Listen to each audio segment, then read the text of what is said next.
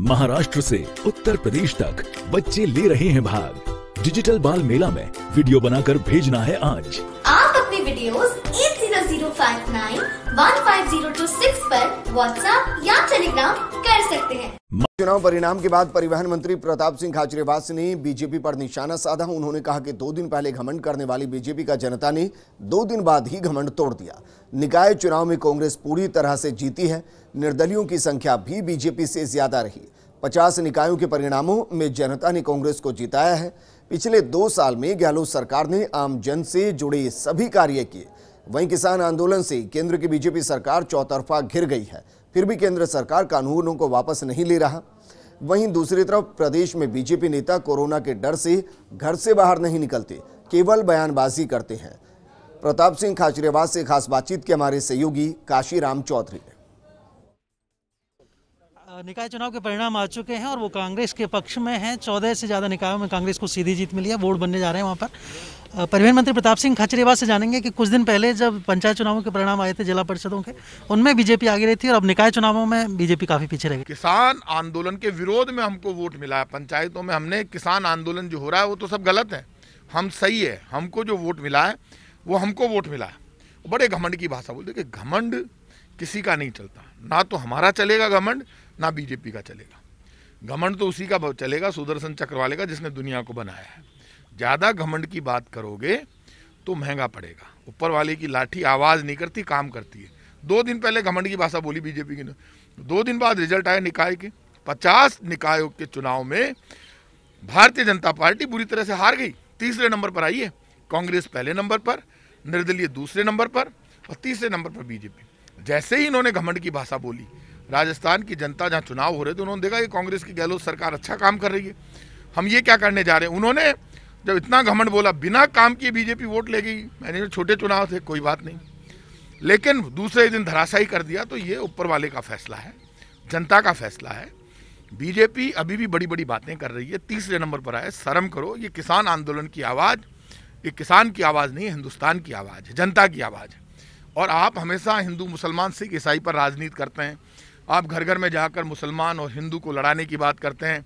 मुसलमान के नाम पर आप हिंदू को और खड़े कर देते हैं लोगों को। और जब देश की आज़ादी की लड़ाई लड़ी तो हिंदू मुसलमान ने मिलकर लड़ी, सिख ईसाई सब ने मिलकर लड़ी। आज बीजेपी जो लड़ाई लड़ रही थी उसने बार बार धर्म का सहारा लेकर वोट ली थी। बीजेपी कभी भी काम के आधार पर वोट नहीं मांगती। कांग्रेस उन्नति, तरक्की, विकास के नारे पर चुनाव लड़ती है। हम जो काम करते हैं पब्लिक हित में, लोगों के हित में, जो डेवलपमेंट करते हैं, जो विकास करते हैं, उसके आधार पर चुनाव लड़ते हैं। और हम ये चुनाव नगर पालिकाओं में जीत गए क्योंकि हमारे 2 वर्ष के कांग्रेस की गहलोत सरकार के अच्छे काम को लोगों ने देखा। पहले हमने इनको कोटा में हराया, जयपुर में हराया, जोधपुर में हराया। टोटल परसेंटेज वोट हमारा आया। जयपुर में हमारा 1 निगम बना, कोटा में हमारे 2 बने, जोधपुर में 1 बना, लेकिन परसेंटेज ऑफ वोट हमारा ज़्यादा था। पंचायतों में परसेंटेज ऑफ वोट हमारा ज़्यादा है। कुछ सीटें ये ज़्यादा ले गए तो इन्होंने बहुत घमंड की बात कही। घमंड नहीं चलता। और ऊपर वाला कोई भेदभाव नहीं करता, ऊपर वाला तो लाठी चलाता है। वो चल गई। आज इनके प्रभारी आए हुए हैं बीजेपी के, वो सिक्कर में प्रेस कॉन्फ्रेंस सिक्कर में बीजेपी कार्यालय में कर रहे हैं। जब आप किसान आंदोलन घेर कर बैठा है दिल्ली में किसान, अब आप जा जाकर लोगों को कह रहे हैं किसान आंदोलन गलत है। मतलब इस देश में अब इतना घमंड, तानाशाही हो गई, झूठ फरेब और धोखे की राजनीति हो गई। यदि केंद्र की बीजेपी की सरकार, मोदी सरकार कोई बिल लेकर आती है, बिना किसान ने तो मांगा नहीं कि कानून बनाओ, हमारा समर्थन करो, हमें बचाओ, बिना मांगे बिल दे दिया। अब किसान कह रहा है इसको वापस ले लो। वापस नहीं लेंगे, ये किसान नहीं है, इन्होंने कभी खेती नहीं की बीजेपी के लोगों ने। और ये वहाँ आकर पूरे देश में घूम रहे हैं, कह रहे हैं कि ये किसान गलत है जो दिल्ली को घेर कर बैठा है। सड़क का, सीवरेज का, विकास का कोई काम रुका नहीं, लाइट का, सब काम हमने किए, कोई कमी हमने नहीं रखी। कमी यदि राजस्थान में कुछ रही तो राजस्थान में विपक्ष है ही नहीं। आंदोलन खत्म हो गए, धरने प्रदर्शन खत्म हो गए।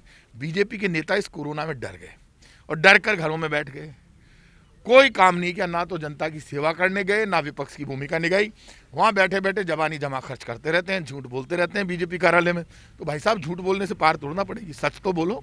अब ये किसान आंदोलन में किसान के विरुद्ध झूठ बोल रहे हैं, तो ज़्यादा दिन झूठ चलने वाला नहीं है।